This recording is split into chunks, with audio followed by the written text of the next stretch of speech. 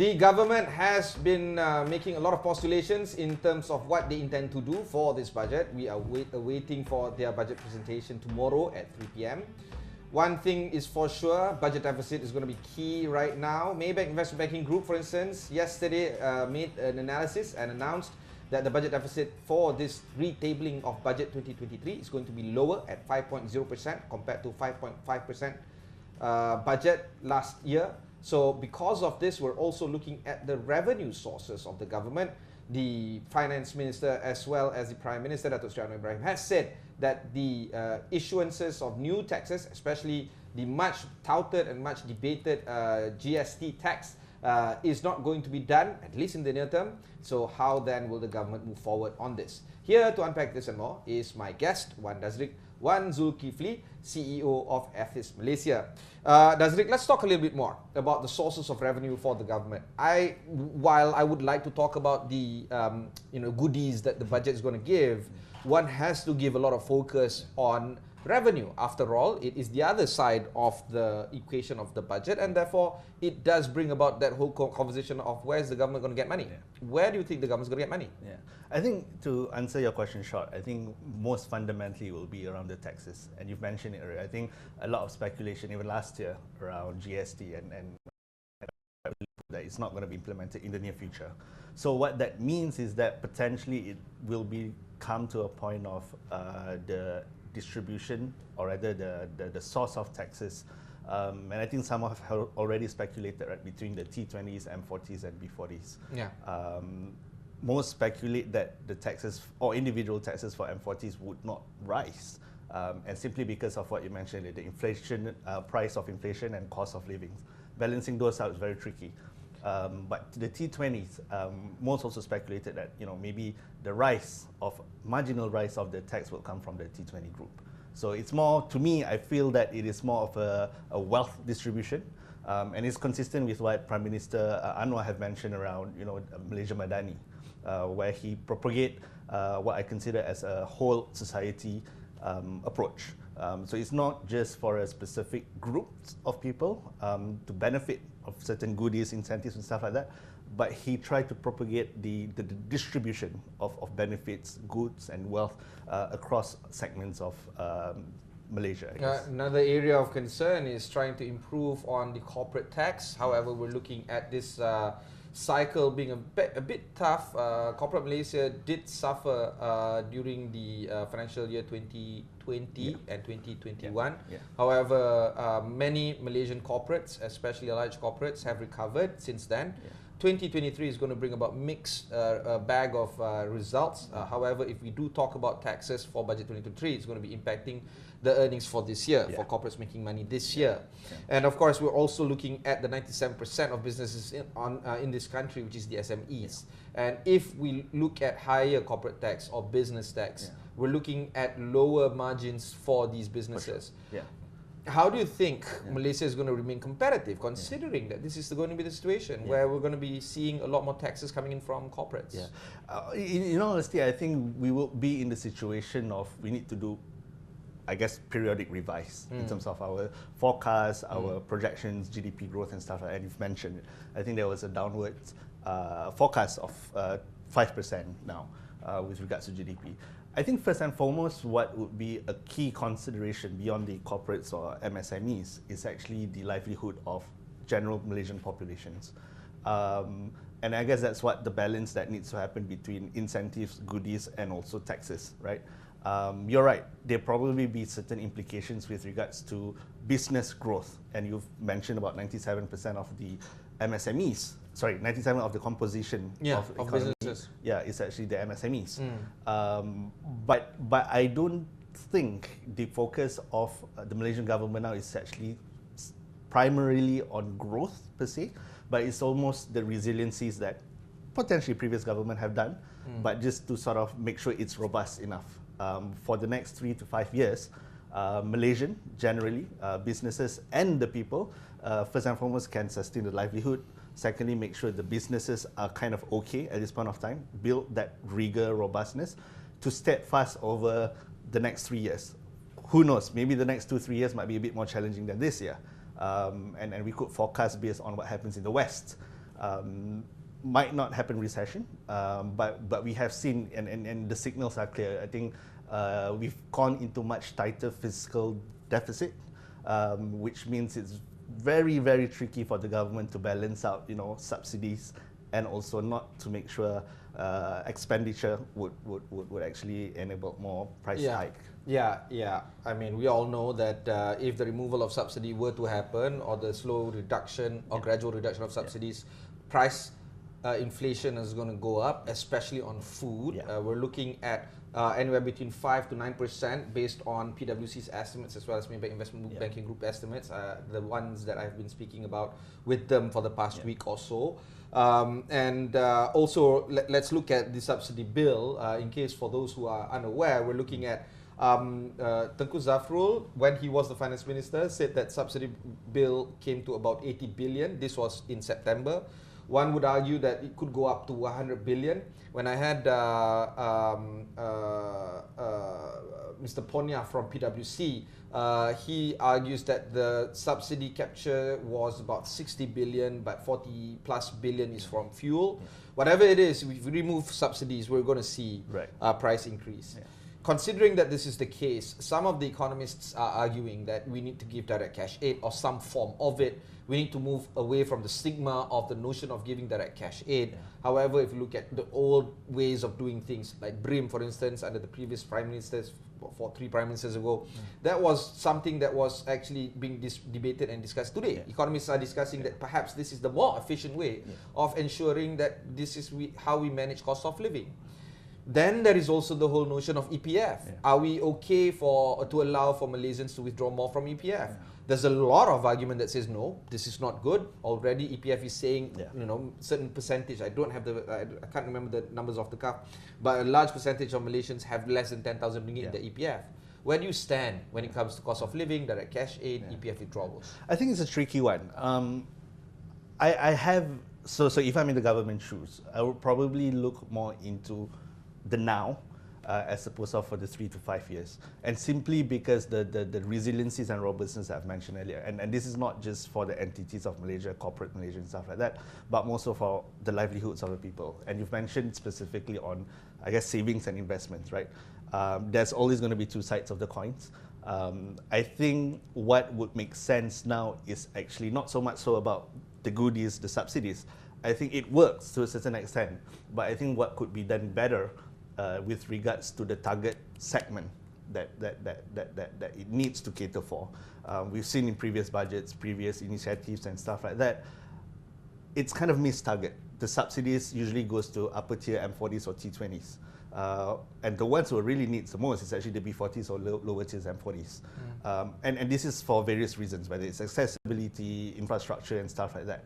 So I think with this, and hopefully it rides on the notion of Malaysia Madani, for example, it can be better targeted to the ones who really needs the most. And you're right, when you spoke about EPF, right? I think a lot of those who takes out the savings and stuff like that is actually from the B40s and M40s. And these are the ones who has lower, I guess, security in terms of long-term savings, pensions and stuff like that. Not necessarily the T20s and the M40s. So these are... However, I would argue that there would be certain percentages within the M40s might not have that kind of social net. But I get what you're trying to say. So theoretically, the subsidies need still to be done to a certain extent. But it has to be better targeted, and I think this is a structural problem. I don't think it will be solved this year. No, of course. No, nobody would argue otherwise. Nobody would say, no, we don't think targeted subsidy is a bad thing. Everybody wants to do it. Nobody knows how to do it or do it well. And that's the problem. So it's really a tricky one, I feel. It's not just about the budget. I think it's the whole. Dr. Muhammad Khalid, the author of The Colour of Inequality, he's talking about how direct cash aid to the B40s can actually reinvigorate the economy and keep the money circulated domestically. He argues that any form of savings to the T20s specifically will lead to capital outflow. To some degree, balik kampung London kan. And we're looking at all this situation where there's a lot of upside in terms of us giving direct cash aid to the B40s particularly. Having said that, B40 and M40 and T20 classification also has its own issues. But regardless, do you feel that that whole idea of direct cash aid might be seen in some shape or form in this budget presentation tomorrow? Yes. I mean, I know you're guessing, yes. but yes. Yes. I have a feeling that it will. I don't know in what shape or form and what quantum we're looking at. Yeah. But certainly, I think it will happen.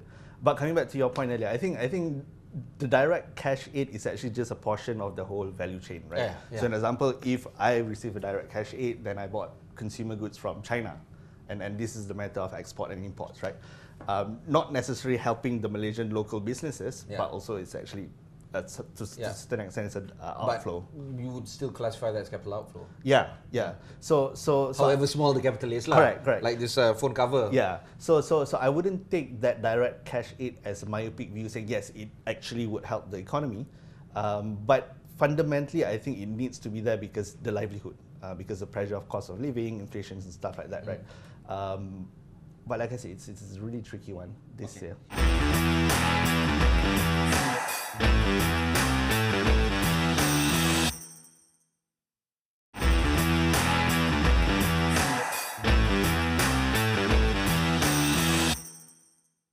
Let's move on to inflationary pressures, but of course rising interest rates. A lot of central banks are indeed easing up on the tightening of their monetary policies. We're looking at the Fed raising their interest rates yet again, but a lot of economists, consensus-wise, are arguing that this is nearer to the end of the rate hike cycle.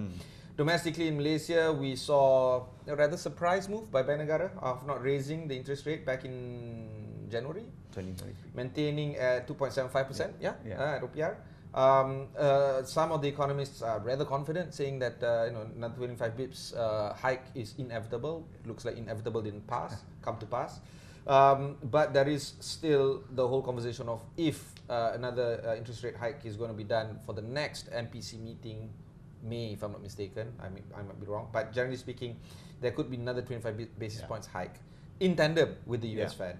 But of course, inflation is easing up in key markets, especially in the US. But in developed markets like the UK, it's still well into the double digits.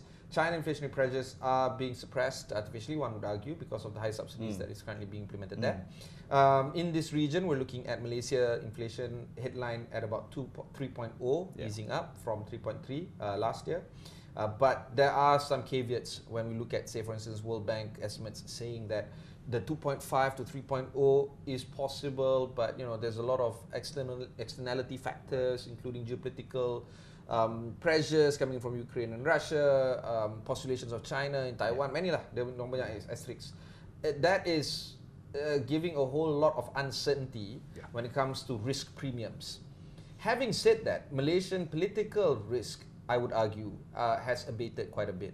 We're looking at this Malaysia Madani moving ahead. We're looking at this cobbled together government seems to be working well and seems to be chugging along just fine. The externality threats of destabilizing the government, i.e. Perikatan Nasional, seems to be mitigated. All this seems to be, we're looking at perception. Do you feel that the risk profile of the global economic status is actually rising, but domestically it's currently being mitigated to some degree? Yeah, you're right. So the signals, I think, a reference a layman person like me would actually look at is actually a reference to the... Not layman, but yes, go on. Still layman. I'm no expert, by the way, but just sharing some views. Is the Western market, because they would hit the first, then it will come trickle here. And having said that, I agree with what you mentioned, right? So I remain cautiously optimistic. In the sense of, yes, you're right, the signals, the positive signals are there, whether it's geopolitical, whether it's about control measures with regards to the economy. So it's been good. So it's almost like Eric Ten Hag and Manchester United. I have to put in there that I'm a Manchester United fan. I know you're not. I'm having a problem with my own Chelsea issues, and Lokman, my colleague, is also having this whole Liverpool issue. But FSG, so if you're a Manchester United fan, you could resonate with the Malaysian after economy. years of anguish. I get that bit. But do you feel that the situation is going to change for the better or for the? What's the outlook for your? So I wouldn't deny. I think it's a practical move when you say about MPC in May, whereby they probably a slightly more prudent or conservative actions or mitigations, whether it's a rise of interest just to just to countermeasure the inflation, just to reduce domestic spending, and also not to increase the price as high. So I feel it's, back to your question, I feel that we're kind of in a good place. I think our government, for the short term that they have been managing it quite okay, and we've seen the signals. And then the Prime Minister was very clear in terms of where he wants Malaysia to head. And it's quite positive at the moment. So that's why I say I'm consciously optimistic. We don't know what's going to happen for the next 3-6 months, but I think where things are going, it looks quite positive. Yeah, I mean, if anybody says that they know how things, the near term is going to pan out, that person is definitely lying. Okay, let's talk about the budget specific. There are some ministries that I am looking attentively at. Just yesterday, the Health Minister, Dr. Zaliha, had a town hall talking about contract workers, talking about the procurement processes, talking about CAPEX and DevEx versus OPEX in terms of the Health Ministry.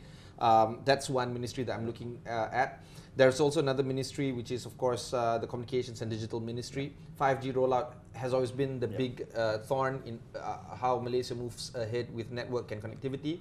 I'm going to MWC Barcelona next week. I'm going to be speaking to some people when it comes to 5G connectivity there on Malaysia. Please forgive me. I know I can talk about Malaysia in Malaysia, but let's talk about Malaysia in Barcelona because international flavors, okay? There's also that whole notion of the PMO specific, because we're looking at SPA, Suruhanjaya Perkhidmatan Awam, with 1.8 million, and the defined contribution and defined benefit management of how we're looking at 1.8 million current civil service and how that is going to pan out to co-op and, of course, pension funds moving forward. And the MITI specific, because what Titi Wangsa MP raised, Dato' Johari Ghani raised in the parliament, was actually quite interesting. He says that, you know, when a foreign direct investment comes in, everything is signed, we announce. The number of direct FDIs. But then, you know, there's no audit of it, there's no translation of it in terms of how much materialized. More importantly, because Dato' Jo is an accountant, so am I, he's like, how much outflow? Then we can reconcile. Otherwise, we're just talking, you know, rubbish, quite frankly. So these are the ministries that I am looking forward to when it comes to this budget and how it is going to pan out. What about you? What would be some of the ministries that you're looking at? I think barring what you said just now, I think those are key ministries. Looking at like trade, MITI and stuff like that, right? Digital, it's big, right? I think Prime Minister Anwar also have mentioned about digitalization, supporting MSMEs through digitalization. I would foresee that also would be the case. But also I'm looking into specifics of the social delivery goods and services. And we've mentioned earlier about cash aid. This is not necessarily cash aid, but incentives around the social sector. I feel that's a strong play as well, especially with the Malaysia Madani holistic approach, whole society approach, and also just to give that safety net that we've talked earlier to those who might not have that access, right?